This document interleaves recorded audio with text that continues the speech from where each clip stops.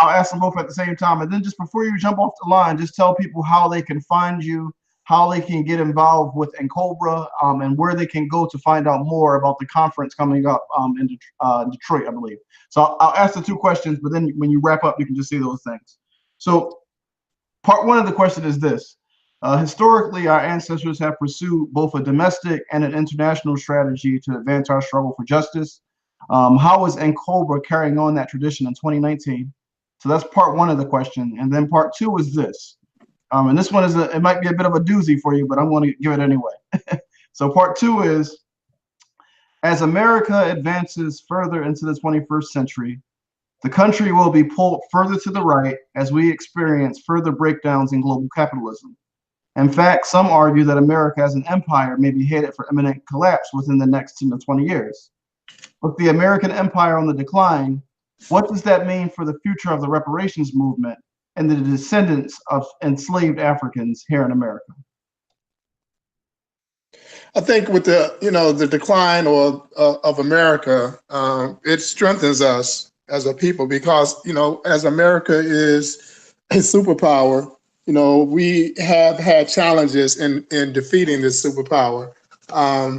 Certainly, we're not putting off our struggle until they become weaker, but we see that as, when you look at the Democrat and the last elections where you had the non-incumbent party, they fielding 12, 13, 14 candidates, it shows you that there was a crisis in this country. You see the same thing now with the Democratic Party, the non-incumbent party. They're fielding 10, 12 different candidates. So it shows that there's a crisis.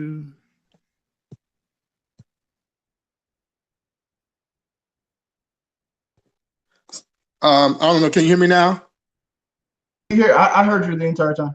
Oh, okay, I thought I heard someone say they couldn't hear me. So it shows that there's a crisis, and the more we're able to exploit, the cracks in the system, as it is now, that's one of the things that are forcing them to actually deal with people of African descent, the question around reparations in this current election, because there is a crisis in capitalism. They know that they need the Black vote in order to continue their domination. They know that they need a large segment of the Black population to believe in the global system in order for it to maintain itself. The people of African descent decided that you muted yourself, Baba Cam. You muted yourself. Oh man, sorry.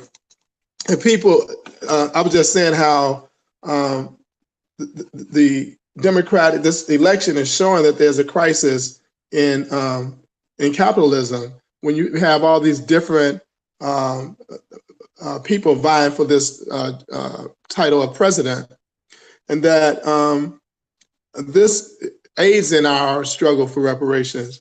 And the fact that they're even having to speak to reparations is because they see that they came to understand how important the Black vote is for them to continue this whole global capitalist enterprise.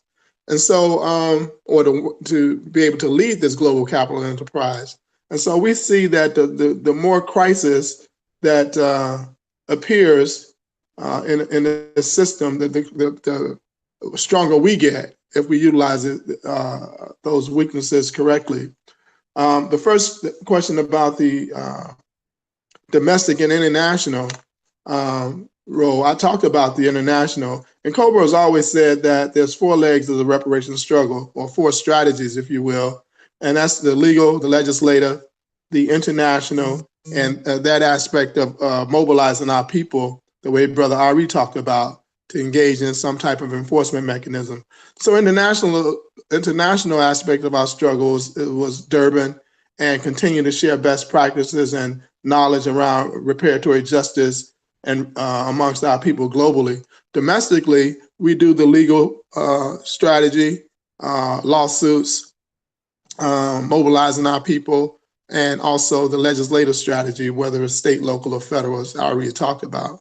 So, all 4 of these legs of the struggle have to be connected, there has to be action around all 4 of them.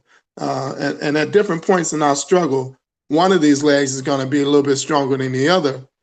In the case right now, the legislative leg is especially on around HR 40, around several states who are crafting state bills for state commissions. New York, Vermont, Philadelphia, Chicago, or Illinois are four that have potential state commissions being developed, as well as on the local level, these local ordinances that I already talked about. So the legislative leg of our struggle has the most activity right now domestically, but we do see the possibility of a lawsuit. There's a brother who's doing work in New York around Africans who were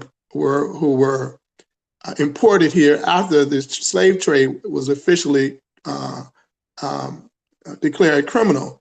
And so those Africans who came, who can show that they came after the outlawing of the slave trade, can certainly file a legal claim. And then there's a whole notion that I talked about, transgenerational epigenetics. One of the, and I'm going on, but one of the issues around, I already talked about standing in the lawsuit. They said, well, we didn't have standing because we weren't injured. And so we can prove injury through physical science. And so we're looking for someone to take upon a lawsuit now, because now we can show actual injury, physical injury, and when they weren't buying the aspect of psychological injury, but we can actually show physical injury now. So we see a lot of activity that's on the horizon in the reparations struggle, and we just need more troops to get engaged. And with that, you can definitely go to NCOBRAonline.org and see how you can get engaged by joining us. There's a lot of work. All of our work is done through commissions. There's a lot, as you heard about Youth Commission by Brother Jabbar, but all of our work is done through commissions. We have a legislative commission, legal strategies commission, a media commission, youth commission, and other commissions. You can go on our website and find all of those. And you can join NCOBRA. I can be contacted at NCOBRAChicago@gmail.com. And the convention is in Detroit. We still have about 6 days left in a month to do early registration. After that, there's a slight increase in the registration fee. We have a banquet at the convention, and Judge Greg Mathis will be the keynote speaker. It's the second time he keynoted at an NCOBRA event, so you definitely don't want to miss the banquet. Yeah, come on out to the convention, join NCOBRA. Reparations now. Got to go. Thank you, my brother. Greatly appreciate you. Peace, Baba Cam. Peace. Coming on. I'll allow Brother Jabbar and Brother Ari to say any closing words or remarks regarding NCOBRA.